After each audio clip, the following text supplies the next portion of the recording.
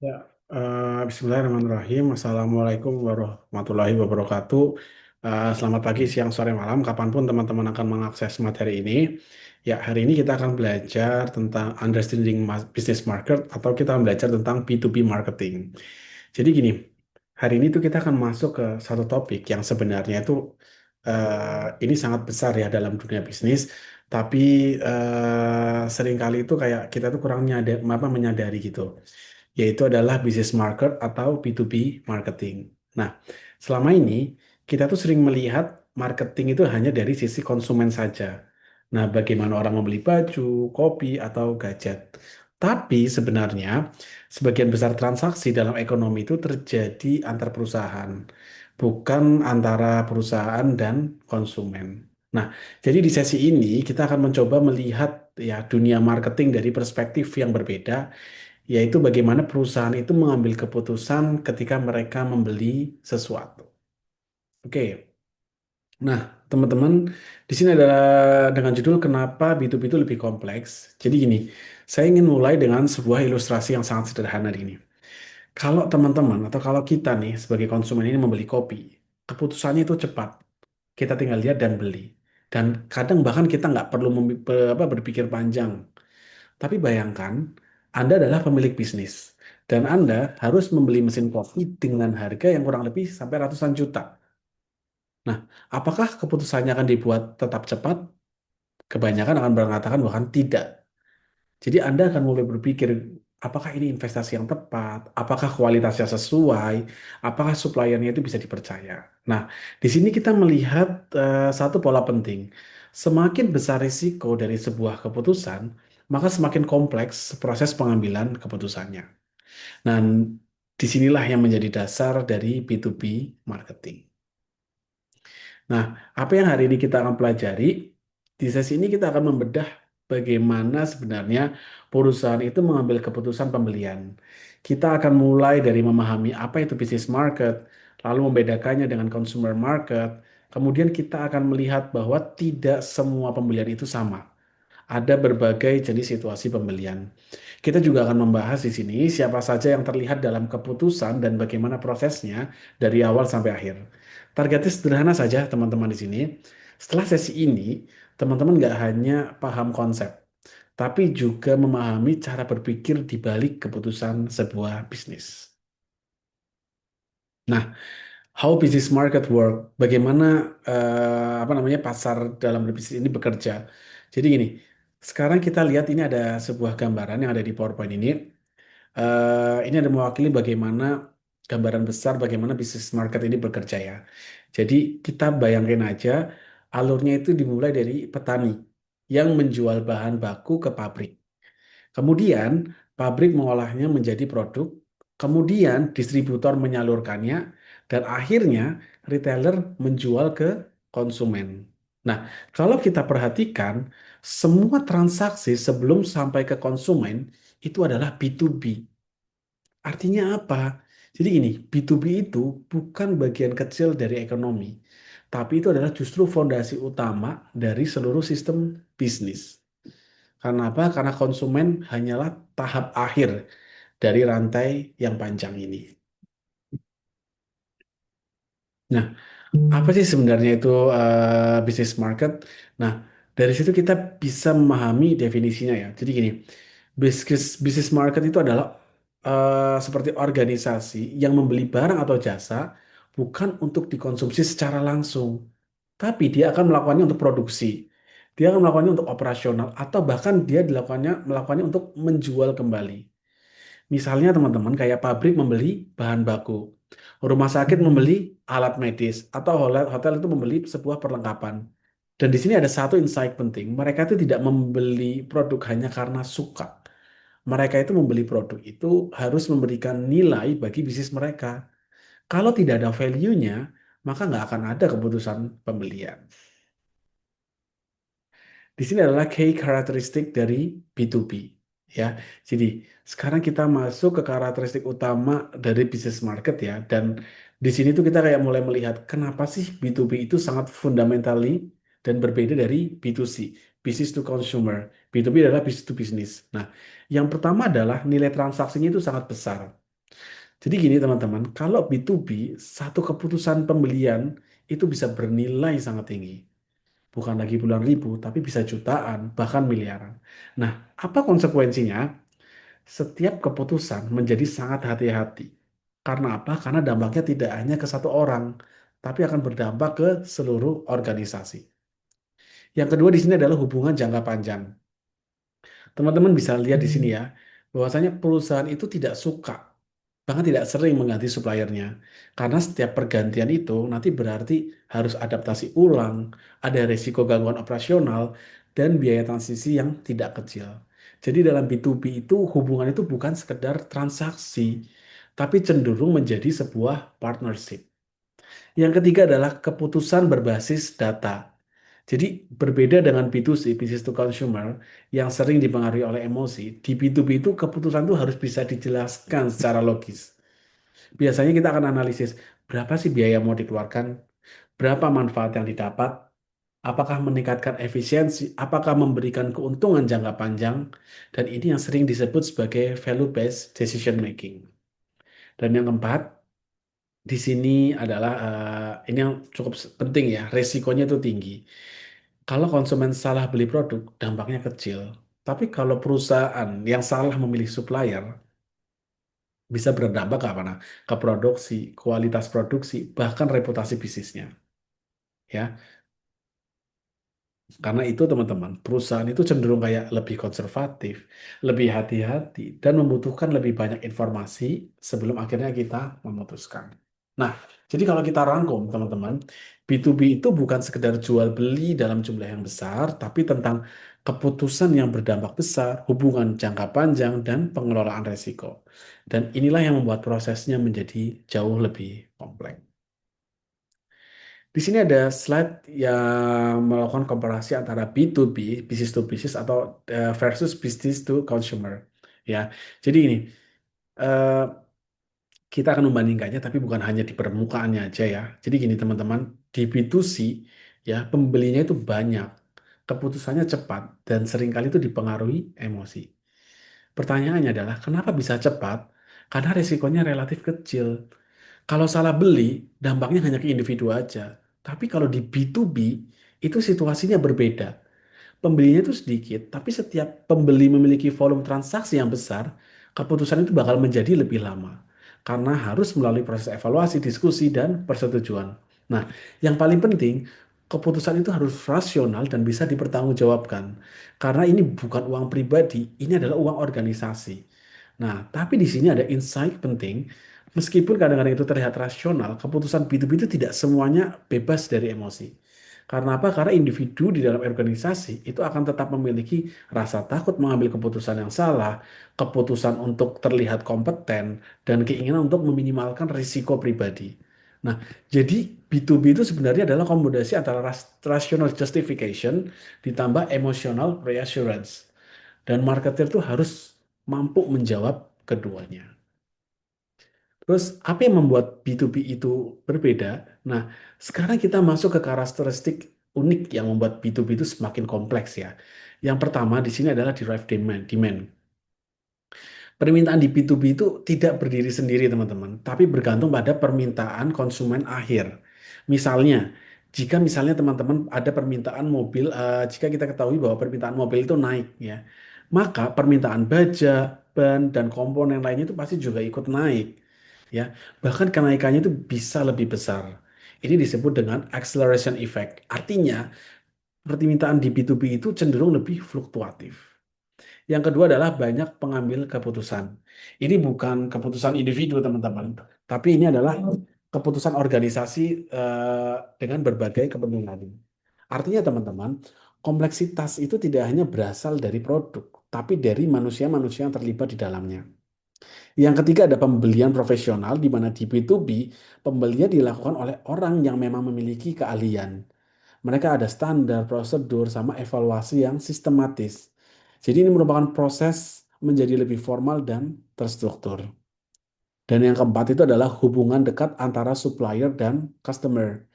Karena transaksi itu bernilai besar dan berulang, dan hubungan ini sering berkembang menjadi kemitraan jangka panjang.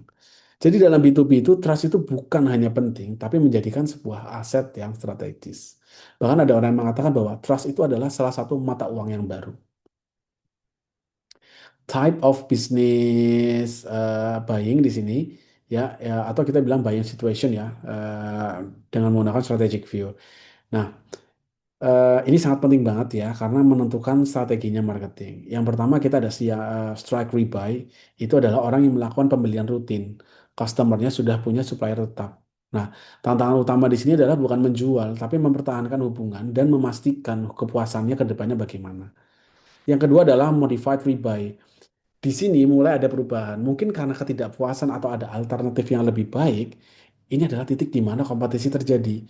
Supplier yang lama berusaha mempertahankan, terus supplier baru mencoba masuk. Seperti itu. Dan yang ketiga adalah new task. Ini adalah pembelian pertama kali ya. Jadi informasi masih terbatas dan resikonya sangat-sangat tinggi.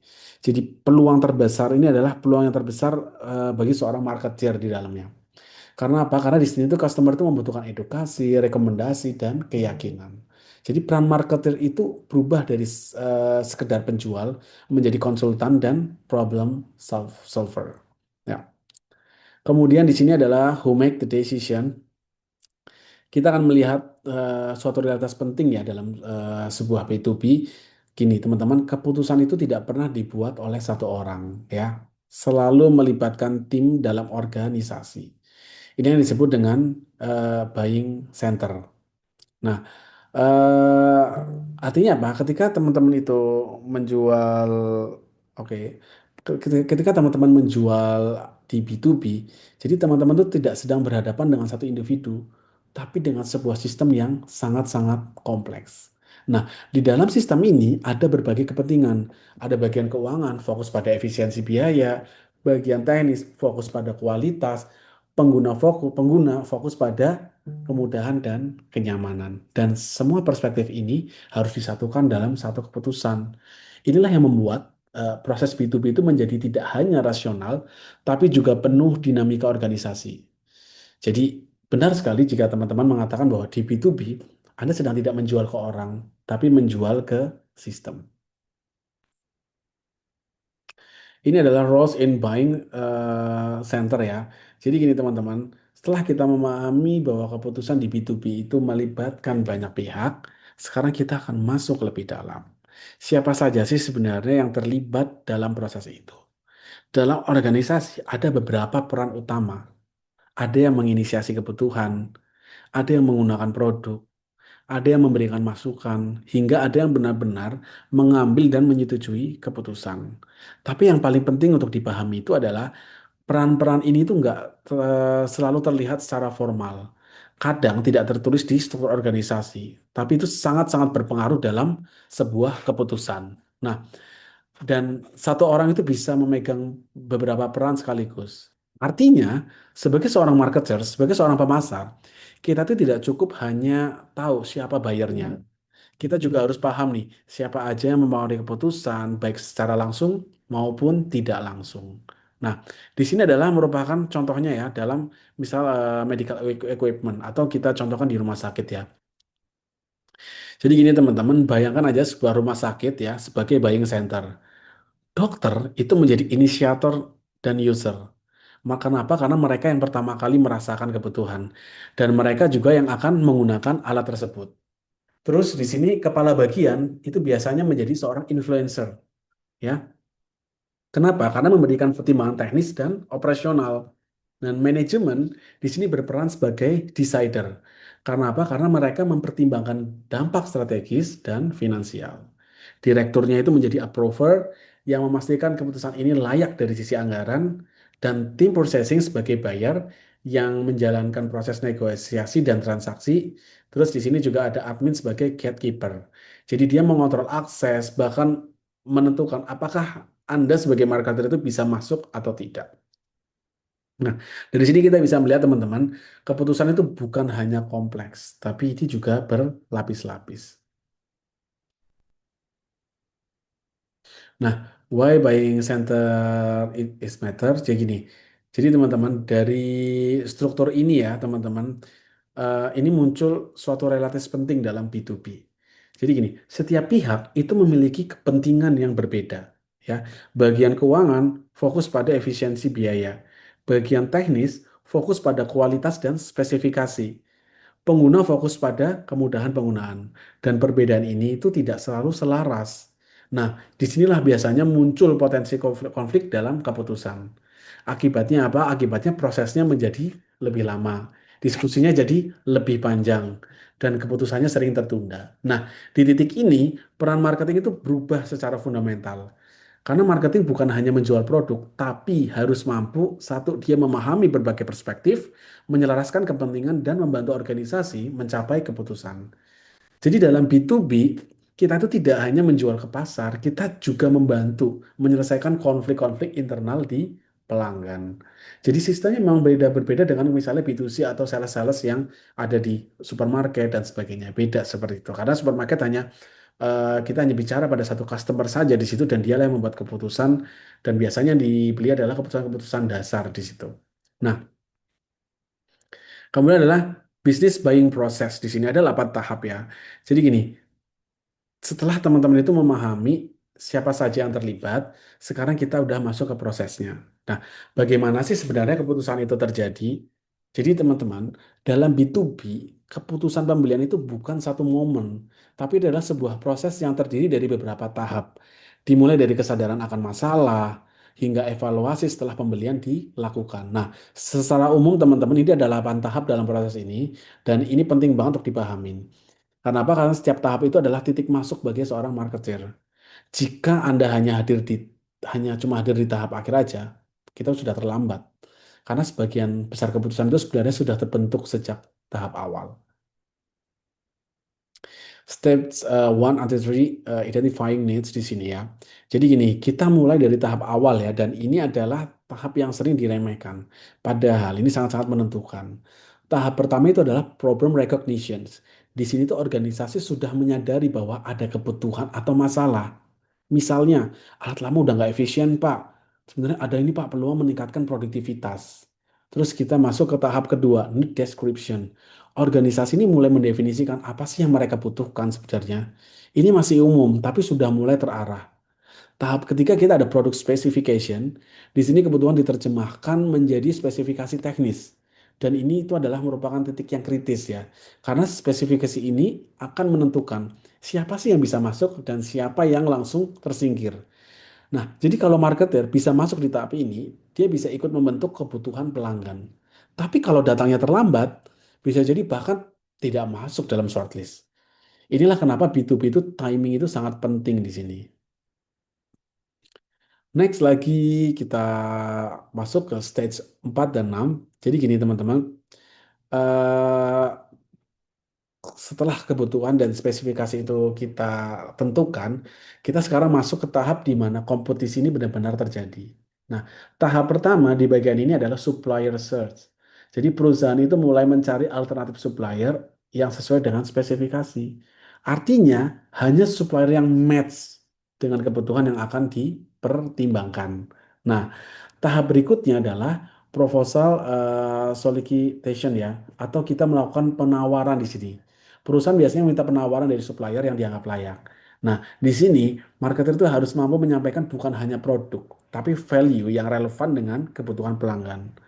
Dan akhirnya kita masuk ke tahap supplier selection, di mana perusahaan itu akan membandingkan alternatif menilai dari berbagai aspek kayak harga, kualitas, layanan, dan resiko. Ini bukan sekedar memilih yang paling murah, tapi memilih yang memberikan nilai terbaik secara keseluruhan. Ada juga di sini adalah execution and learning ya. Ini di set 7 sampai 8. Nah, setelah supplier dipilih, proses masuk ke tahap eksekusi. Pertama adalah order rutin ya. Di sana pembelian itu dilakukan termasuk detail seperti jumlah, waktu pengiriman, dan syarat pembayarannya. Jadi memang ini agak terlihat administratif, tapi ini penting banget untuk kelancaran operasional. Kemudian juga ada tahap terakhir yaitu adalah performance review. Jadi perusahaan pada akhirnya akan review. Ini sebenarnya supplier ini memenuhi janji nggak sih? Apa kualitasnya sesuai nggak sih dan layanannya apakah memuaskan atau tidak? Dan ini sangat menentukan masa depan sebuah hubungan. Kalau performanya baik, kemungkinan tidak terjadi kemungkinan terjadi pembelian yang ulang atau dia akan melakukan repeat order. Tapi kalau tidak, ya sudah, supplier bisa langsung diganti. Jadi dalam B2B, penjual itu tidak berhenti setelah deal, justru barulah dimulai pada saat itu. Karena kita akan berpikir tentang bagaimana membangun hubungan jangka panjang. Ya, oke. Ada important insight di sini di mana teman-teman eh ini penting banget ya untuk dipahami ya. Jadi gini, kalau menurut saya tidak semua proses itu selalu terjadi secara lengkap. Semua itu tergantung pada jenis pembeliannya. Dalam kayak misalnya ada strike riba yang kita pelajari tadi, prosesnya itu jauh lebih singkat. Terus dia biasanya adalah banyak tahap yang dilewati karena sudah ada kepercayaan di dalamnya. Sedangkan dalam new task, jadi semua tahap itu dijalani secara lengkap dan mendalam. Artinya kompleksitas itu proses yang sangat-sangat tergantung pada situasi. Dan disinilah sebenarnya peran strategi marketing itu menjadi sangat-sangat penting. Tidak bisa menggunakan satu pendekatan untuk semua kondisi. Marketing itu hanya menyesuaikan kapan harus edukatif, terus kapan harus kompetitif, dan kapan harus menjaga sebuah hubungan. Terus kemudian di sini adalah konsolidasi pemahaman aja di sini di mana dari seluruh pembahasan di sini ya kita bisa menarik beberapa poin penting. Yang pertama dalam B2B yang dibeli itu bukan sekadar produk, tapi kita akan membeli sebuah solusi. Dan yang kedua, keputusan itu tidak sederhana. Kita akan melibatkan banyak pihak dengan kepentingan yang berbeda. Kemudian ada juga proses yang jauh lebih kompleks dibanding B2C. Dan yang terakhir, hubungan jangka panjang menjadi sangat penting. Karena dalam banyak kasus, keberhasilan itu bukan hanya ditentukan oleh satu transaksi, tapi oleh hubungan yang berkelanjutan. Jadi kalau kita rangkum dalam satu kalimat, memahami proses adalah kunci untuk memenangkan pasar B2B. Nah, sekarang saya pingin kayak teman-teman itu berpikir sejenak ya. Kalau misalnya teman-teman itu adalah seorang marketer di B2B, ya kira-kira siapa sih yang teman-teman bakal yakinkan terlebih dulu? Terus kayak misalnya bagaimana sih teman-teman menghadapi banyak pengambil keputusan dengan kepentingan berbeda? Terus kira-kira strategi apa yang paling efektif di B2B? Gitu ya. Nah, B2B itu sekali lagi saya katakan B2B itu bukan hanya soal produk, harga atau spesifikasi. Ini adalah hal yang unik sekali.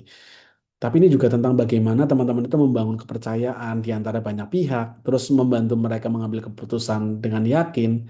Jadi kita tuh, apa namanya?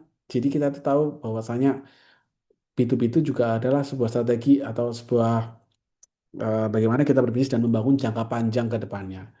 Karena apa? Karena menjual B2B itu bukan tentang produk, tapi tentang memenangkan kepercayaan banyak pihak. Ya, kalau dirasa ini bagus dan penting, jangan lupa di-subscribe ya. Wabillahi taufiq wa hidayat. Wassalamualaikum warahmatullahi wabarakatuh.